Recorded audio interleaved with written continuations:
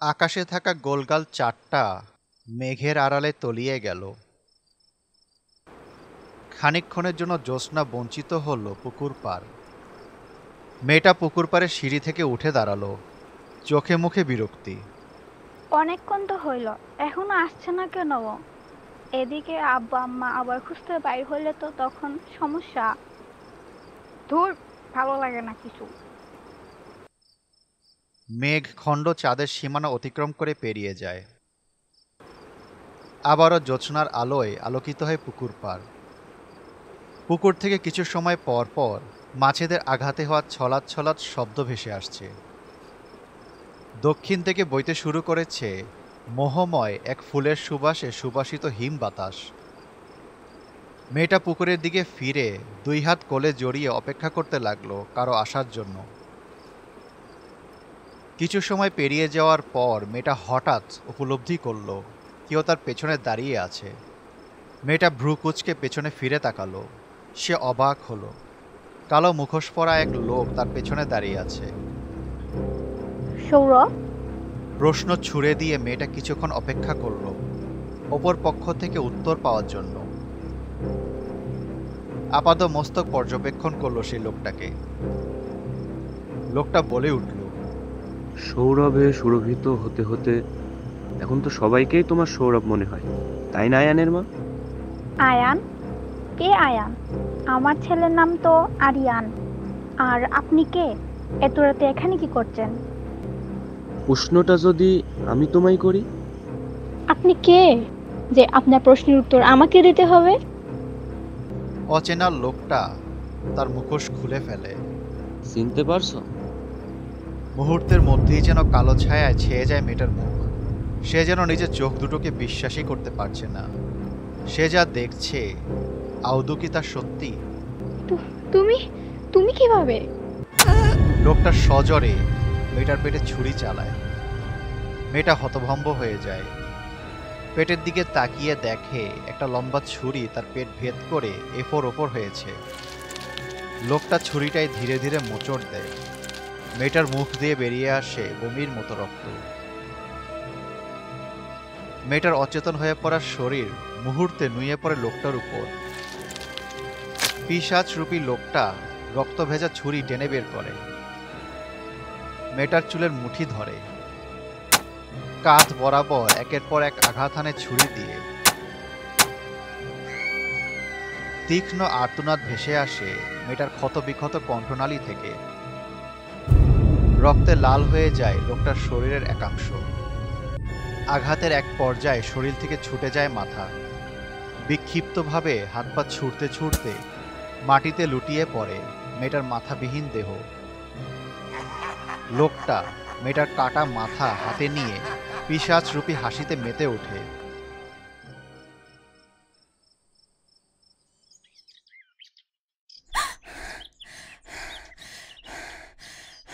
বার দুয়েক লম্বা শ্বাস নিল দিথি। দুঃস্বপ্ন এতটাও ভয়ঙ্কর হতো না যদি না স্বপ্নে সেই মেয়েটা তার পরিচিত হতো। আমি আমি মেয়েটাকে চিনি। মেয়ের চেহারা চেহারা অনেকটা আপুর মতো, কিন্তু রিয়া আপু। হঠাৎ দরজায় কারো তীব্র করাঘাটের শব্দে চমকে উঠল দিথি। তৎক্ষণাৎ সে ঘরের ক্যালেন্ডারের দিকে তাকালো। আজ 1 সেপ্টেম্বর, শুক্রবার। হায় আল্লাহ, আমাকে তো আজ সকাল সকাল উঠতে বলেছিল, আমি দেরি করে উঠে ফেলেছি। কিরে জমিদারের বেটি, ঘুম ভাঙে নাই তোর? না, ঘুম ভাঙতে তো আরো সময় লাগবে না। খুব আরাম লাগতেছে না রে তোর গায়ে? কিরে, কথা কানে যেতেছে না, না মরছস? দিথি গলা ঝেড়ে উত্তর দিল, যাচ্ছি আম্মা, একটু দাঁড়াও। আমি খারামু আমি? এই দরজা খুল। বান্দির বেটির খুব ভাব পারছে, সকাল 10টা পর্যন্ত ঘুমায়া আবার কয় খাড়াইতে। দিথি দ্রুত গিয়ে দরজা খুলে দেয়। রুদ্রমূর্তির ন্যায় দাঁড়িয়ে থাকা নাজিরা বেগম যেন চাইছেন দিথির চুল টেনে ছিঁড়ে ফেলতে। দাঁত কটমটিয়ে তিনি বলে উঠলেন, উঠলি কেন? যা শুয়ে থাক, তোর গায়ে আমি গরম পানি ঢালতাম। নতজানু হয়ে দিথি তার ছোট মায়ের নিকট ক্ষমা চায়। ঘর থেকে বেরিয়ে দ্রুত চলে যায় আঙ্গিনায়। বারান্দায় থাকা নাজিয়া বেগম তবুও ক্ষান্ত হন না। একের পর এক কথা শোনাতে শোনাতে দিথির ঘরের দরজায় লাথি মেরে চলে যান রান্নাঘরের দিকে। দিথি সেসব কথা শুনেও শুনছে না যেন। আঙ্গিনার কোণে থাকা ঝাড়ু হাতে নিয়ে ঝাড়ু দিতে দিতে সে শুধু ভাবছে তার স্বপ্নের কথা। দিথি মনে মনে ভাবতে লাগলো, কে হতে পারে লোকটা? টেবিলে বসে কিছু ফাইল চেক করছিলেন আনন্দপুর থানার প্রধান ওসি রিয়াদুল ইসলাম। অন্য যে কোনো সকালের মতো আজকের সকালটাও তার কাছে সাধারণ। বিগত কয়েক সপ্তাহ ধরে ছোট ছোট কিছু চুরির ঘটনা ছাড়া বিরাট কোনো ঘটনা ঘটেনি এই গ্রামে। বেশ নির্ভার একটা সময় কেটেছে তার। গুনগুন করে গান গাইতে গাইতে পৃষ্ঠা উল্টাতেই টেবিলে রাখা টেলিফোনটা হঠাৎ বেজে উঠল। অলসতাকে পাশ কাটিয়ে রিসিভারটা কানে তুলে নিলেন তিনি। হ্যালো, আসসালামু আলাইকুম। কখন ঘটলো এই ঘটনা? আচ্ছা, আমি যত দ্রুত সম্ভব সেখানে আসার চেষ্টা করছি। রিয়াদ রিসিভার নামিয়েই দ্রুত ফাইল বন্ধ করে চেয়ার ছেড়ে উঠে দাঁড়ালো। নিলয়, নিলয় জলদি এসো, আমাদের বেরোতে হবে। পাশের রুম থেকে সহকারী ওসি নিলয় আসতে রিয়াদ তাকে আদেশ দিল আরও কয়েকজন কনস্টেবল নিয়ে থানা থেকে বেরিয়ে পুলিশের জিপে উঠতে। বাকি সবার প্রস্থানের পর যেই না রিয়াদ দরজাতে বেরোতে যাবে অমনি তার গায়ের সাথে ধাক্কা লাগে এক মধ্যবয়সী যুবকের। রিয়াদ ভাই আমার। আমি একটু বেরোবো, আপনি ভিতরে গিয়ে বসুন। কমপ্লেইন লেখাতে হলে কনস্টেবলকে বলুন, আমার একটু তাড়া আছে। ছেলেটাকে পাশ কাটিয়ে থানা থেকে বের হয়ে পুলিশের জিপে উঠল রিয়াদ। মধ্যবয়সী যুবক যেন আরও বেশি চিন্তিত হয়ে পড়ে। সে দ্রুত থানার ভেতরে চলে যায়।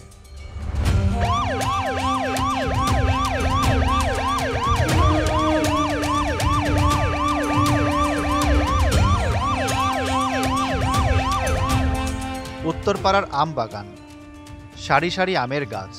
গাছগুলোর প্রকাণ্ড কাণ্ড আর ডালপালা বলছে বাগানটা অনেক পুরনো। সকালের সূর্যের আলো গাছের পাতার ফাঁক ফোকর দিয়ে আস্তে আস্তে বেরিয়ে এসে নিচের কাঁচা মাটিতে মিলিয়ে যাচ্ছে। আকারের দিক দিয়ে বেশ বড় এই আমবাগানের মাঝ বরাবর রয়েছে এক খাল। তারই পাশে জটলা করেছে গ্রামের কিছু মানুষ। সবার আগ্রহের কেন্দ্রবিন্দুতে রয়েছে খালের পানিতে ভেসে ওঠা এক মাথাবিহীন লাশ, শরীরের ছোপ ছোপ আঘাতে নানা ক্ষতচিহ্ন। লোকটারে কি নিষ্ঠুরভাবে মারলো, একদম মায়া দয়া নাই। হায় হায় হায় হায় হায়। হ ঠিক কইছো, শরীরে কত আঘাত, না জানি মরার সময় কতটা কষ্ট পাইছে। আল্লাহ এমন মৃত্যু যেন আর কাউরে না দেয়। কাউরে যেন না দেয়। পুলিশের গাড়ির সাইরেনের আওয়াজে সবার চোখ যায় আমবাগানের বড় প্রবেশদ্বারের দিকে। রাস্তার পাশেই গাড়ি রেখে ভেতরে প্রবেশ করল পুলিশ। খালের কাছাকাছি আসতেই গ্রামবাসীরা সরে দাঁড়ালো। রিয়াদ লাশটা দেখেই মুখে রুমাল ধরল। বিট ঘুটে একটা গন্ধ ভেসে আসছে খালের পানি থেকে। কনস্টেবলদেরকে সে আদেশ দিল লাশটাকে তুলে আনার জন্য। লাশটার গায়ে ছিঁড়ে যাওয়া কাপড়ে রক্তের দাগ বলছে লাশটা বেশি পুরনো নয়, খুব বেশি হলে ৬-৭ ঘন্টা আগেই লোকের খুন হয়েছে। খালের পানিও রক্তে লাল হয়ে গেছে। রিয়াদ তদন্তের কাজে যেন ব্যাঘাত না ঘটে তাই কিছু কনস্টেবলদের দিয়ে গ্রামবাসীদের জটলা সরিয়ে দেয়। শুধু বাগানের মালিকের ছেলেসহ আরও 2 জনকে দাঁড় করিয়ে রাখে জিজ্ঞাসাবাদের জন্য। খাল থেকে লাশটা তুলে আনতেই রিয়াদ যেন আরেক দফায় চমকে উঠল। যাকে সে এতক্ষণ ছেলে ভাবছিল আদতে সেটা একটা মেয়ের লাশ। খালের পাড়ে উবুর করে রাখা হলো লাশটাকে। 2 জন কনস্টেবল খালে আবার নেমে পড়ল। খালে ভেসে থাকা টুকরো টুকরো কিছু কাপড় উদ্ধারে। রিয়াদের কাঁধে কেউ একজন হাত রাখতেই সে চমকে পিছনে ফিরে তাকালো। আরে রাহাত, তুই? কে খুন হয়েছে? বাইরে এত জটলা?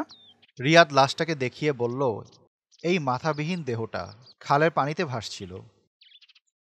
ও মাই গড, কি বিভৎস! হ্যাঁ, খুব নির্মমভাবে খুন করেছে। ডিপার্টমেন্ট থেকে ছুটি নিয়ে কবে আসলি, নাকি কাজের খাতিরেই আবার গ্রামে? না না, ছুটি নিয়েই আসছি। তবে এখন তো দেখতেছি গ্রামেও লাশ আমার পিছু ছাড়লো না। ভালোই হলো। পিডিআইয়ের একজন গোয়েন্দা বন্ধুকে এই সময়টায় আমার পাশে পাওয়াটা খুবই প্রয়োজন ছিল। অন্তত তোর সাহায্যে যদি আমি এই লাশের মৃত্যুর রহস্যের সমাধা করতে পারি।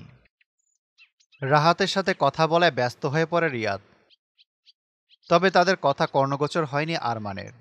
নিজেদের আমবাগানে এইভাবে এমন একটা লাশ পাওয়া যাবে স্বপ্নেও ভাবিনি সে। এত জায়গা থাকতে লাশ তাদের আমবাগানেই কেন? হঠাৎ লাশের গায়ের একটা জায়গায় আরমানের চোখ আটকে যায়। সে যেন স্তম্ভিত হয়ে যায়। লাশটা উল্টো করে রাখা ছিল। লাশের পিঠের উপরের দিকটায় একটা ছোট কালো দাগ। তবে এটা কোনো আঘাতের দাগ নয়, এটা জন্ম দাগ। আরমানের গলা শুকিয়ে আসছে। এটা কি হতে পারে? সে যা ভাবছে তা মিথ্যে নয়, সে যা দেখছে তাও মিথ্যে নয়। সত্যি সত্যি তাকে কেউ মেরে ফেলেছে। আরমান কিছুটা পিছিয়ে আসে, অপর পাশে ঘুরে তার ফোন বের করে কাউকে কল করে।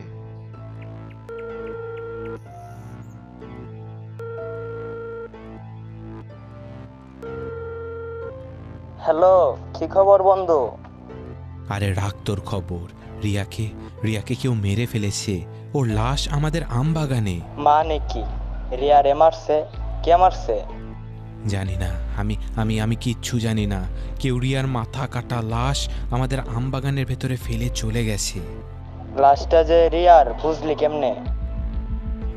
ওর ওর পিঠের ওই জন্মদাগ, আমি কিভাবে সেই দাগটাকে ভুলতে পারি?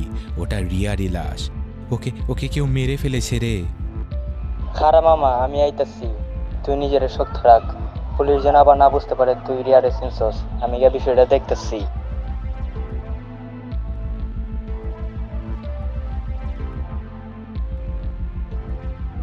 কার সাথে কথা বলছেন আপনি?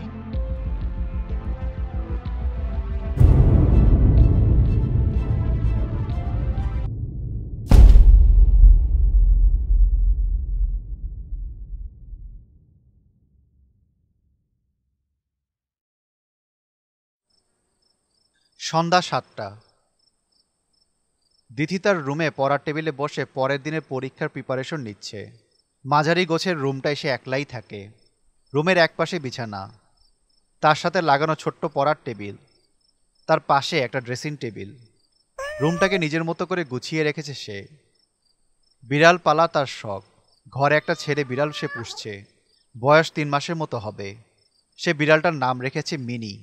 বিড়ালটা ফ্লোরে খেলা করছে একটা লাল বল নিয়ে। হঠাৎ হন্তদন্ত হয়ে ঘরে ঢুকেন নাজিয়া বেগম। দিথি তার উপস্থিতি টের পাওয়ার আগেই তিনি রাগান্বিত স্বরে চেঁচিয়ে উঠেন, এই যে পড়ুয়া বেগম রোকেয়া সাহেবা, রাইতে যে খাইবেন রান্না বসাইছেন? নাকি আমি আপনার কোলে কইরা রান্নাঘরে নিয়ে আমু? হ্যাঁ, 7টা পার হইয়া গেছে আর এখনো ও টেবিলে। 2 দিন পর শ্বশুর বাড়ি যাইয়া নারবো চুলা খুনতি, আর হ্যাঁ নাকি এখন করে পড়াশোনা। ঢং দেখলে গা জ্বললা যায়। তাড়াতাড়ি যাইয়া রান্না বহা, নাইলে তোর কপালে কিন্তু আজকে শনি আছে। আমার নিবিড়ে নুডলস খাইব, ওর লেগে আগে নুডলস বহা যা।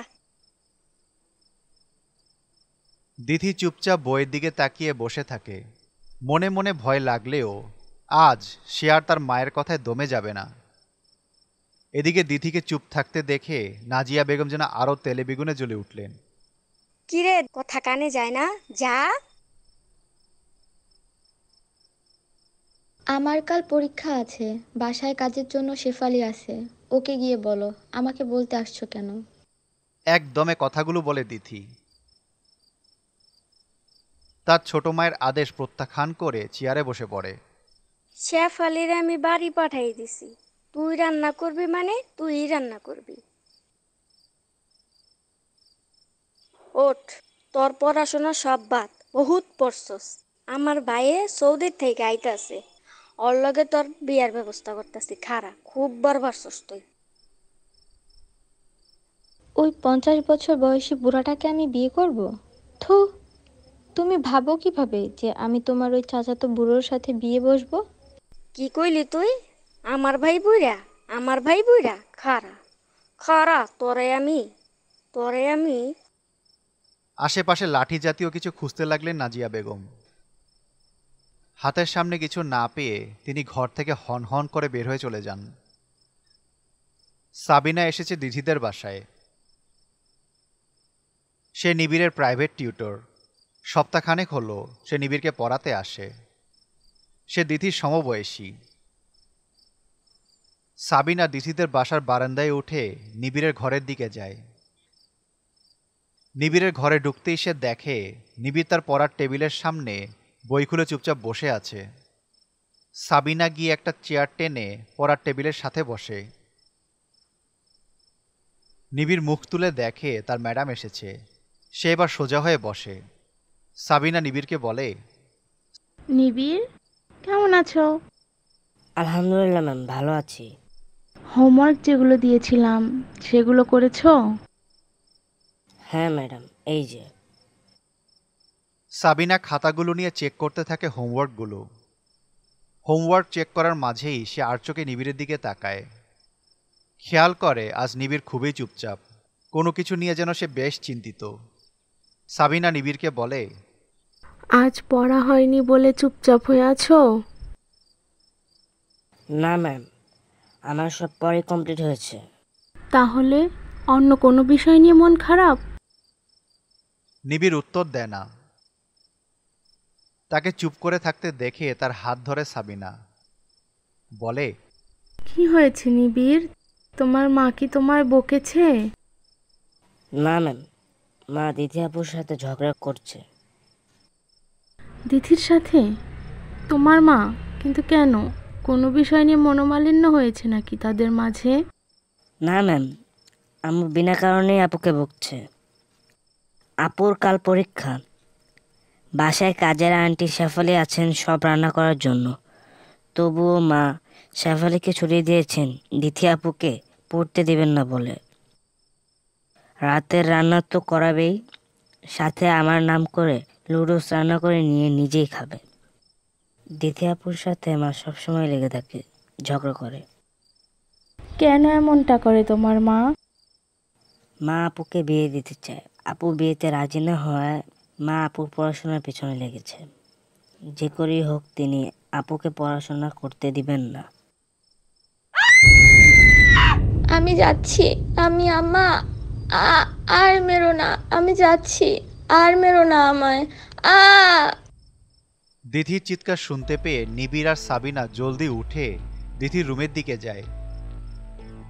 দরজার সামনে দাঁড়াতেই দেখে নাজিয়া বেগম গরম খুন্তি দিয়ে নিষ্ঠুরভাবে দিদিকে প্রহার করছে। সাবিনা দৌড়ে গিয়ে নাজিয়া বেগমকে আটকানোর চেষ্টা করে। ছাড়ো আমারে, ছাড়ো।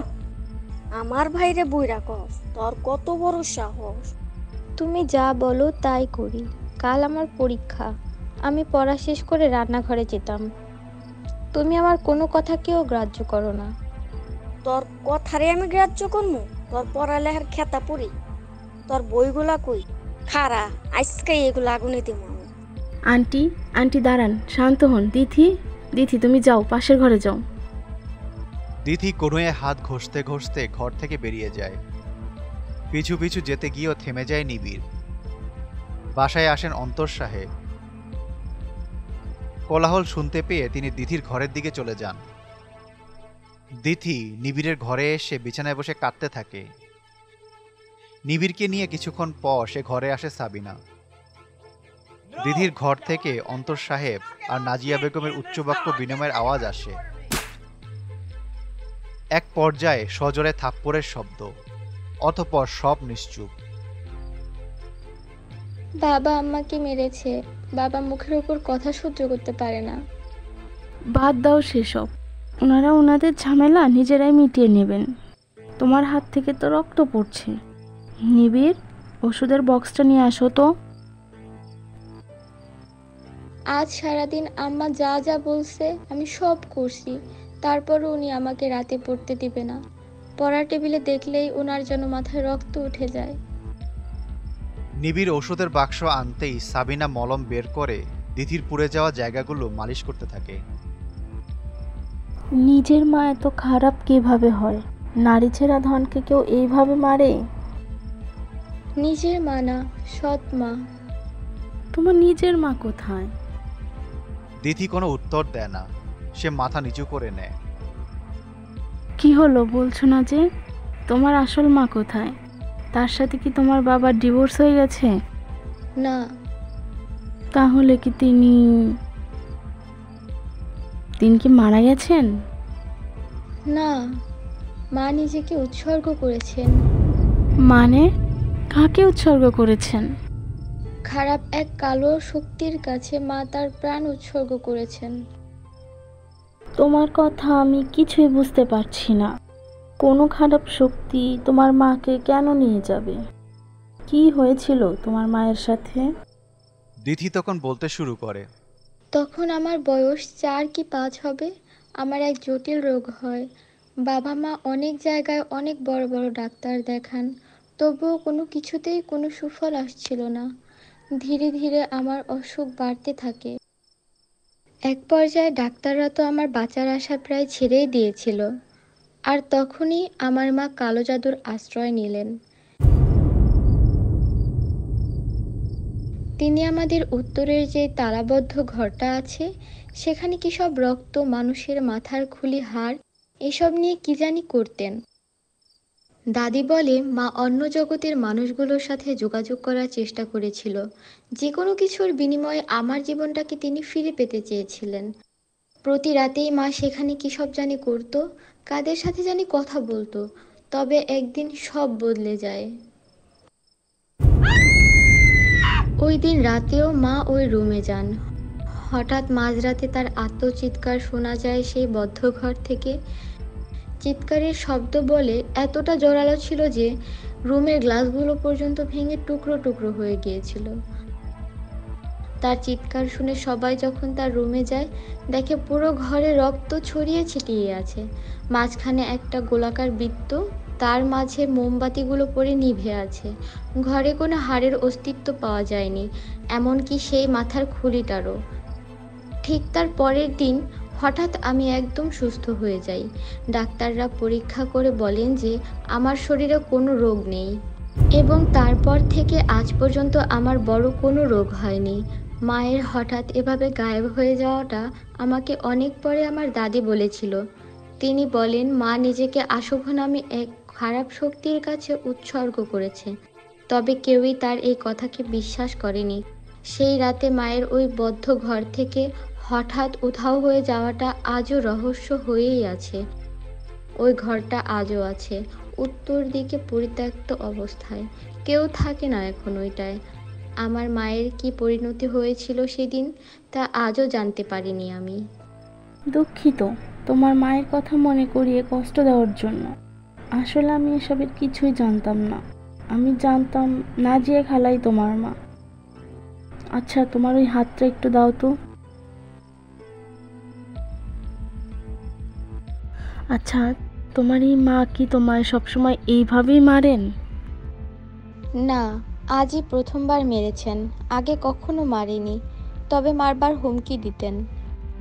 আজ আমার মা বেঁচে থাকলে নিশ্চয়ই তাকে শাস্তি দিতেন। হঠাৎ নাজিয়া বেগমের চিৎকার ভেসে আসে রান্নাঘর থেকে। সাবিনা আর দিথি বিছানা থেকে উঠে দৌড়ে যায় রান্নাঘরের দিকে। রান্নাঘরে দরজার সামনে গিয়ে দাঁড়ানো মাত্রই দেখে নাজিয়া বেগমের 2 হাত আর শরীরের উপর ফুটন্ত গরম পানির পাতিল উল্টে পড়ে একদম পুরো শরীর ঝলসে গেছে। তার চিৎকারে পুরো বাড়ি যেন কাঁপছে। পুরো ফ্লোরে গরম পানি ছড়াছড়ি। দিথি আর সাবিনা রান্নাঘরের দরজার সামনে দাঁড়িয়ে তার এই করুণ অবস্থা দেখে হতভম্ব হয়ে যায়। তখনই এক হিমশীতল হাওয়া দিথির কানের সামনে এসে বলে যায়, তোর গায়ে হাত তোলার শাস্তি আমি ওকে দিয়ে দিয়েছি।